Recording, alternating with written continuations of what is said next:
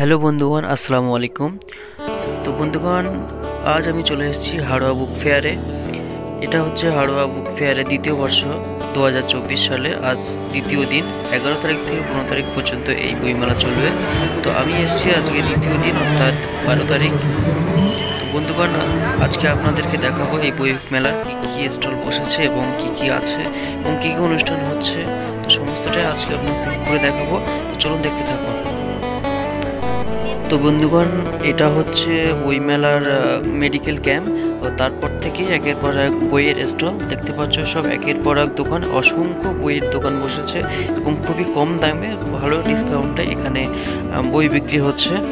এবং এখানে একটা সব থেকে ভালো একটা সুবিধা করেছে বইমেলা কমিটি, সেটা হচ্ছে এখানে কুপনের ব্যবস্থা করেছে। এখানে আশেপাশের গ্রামবাসীদের কাছে এবং ব্যবসায়ীদের কাছে তারা কুপন পৌঁছে দিয়েছে এবং কুপনের মাধ্যমে বই নিতে পারবে। এই সুবিধাটাও করেছে যাতে বই ব্যবসায়ীদের তাদেরও যাতে কিছুটা বই বিক্রি হয় এবং মানুষ যাতে বই কেনে, মানুষ যাতে বইমুখী হয়ে থাকে এবং যারা বই পড়ে সেই উদ্দেশ্য, সেই লক্ষ্যে তারা এবারে কুপন সিস্টেম করেছে যাতে মানুষ বই কেনে। এবং যারা ব্যবসায়ী দোকানদার বই দোকান দিয়েছে, স্টল দিয়েছে, তাদেরও যাতে বই সেল হয়, বিক্রি হয়, সেই জন্য তাদের এই প্রচেষ্টা।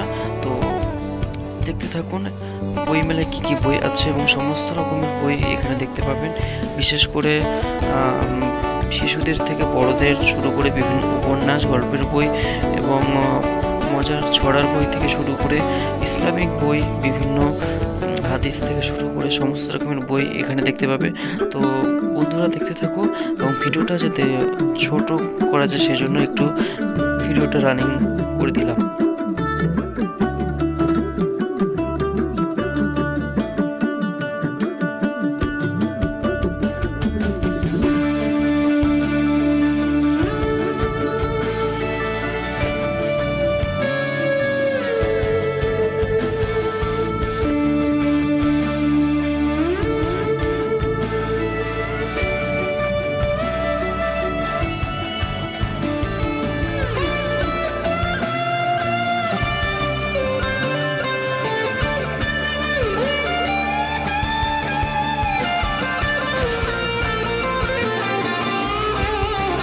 বন্ধুগণ, দেখতেই পাচ্ছ এখানে শিশুদের জন্য বিভিন্ন মজার ছড়ার বই এবং তাদের খেলনার জিনিস থেকে শুরু করে তাদের শিশুদের পছন্দনীয় বিভিন্ন পেন, খাতা, কলম সমস্ত রকম এখানে দেখতে পাবে।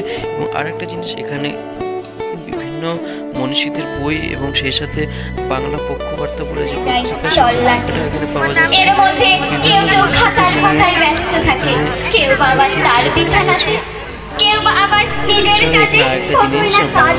নেপালের বিভিন্ন বস্ত্র, হস্তশিল্প স্টল বসেছে, কিন্তু দুর্ভাগ্যবশত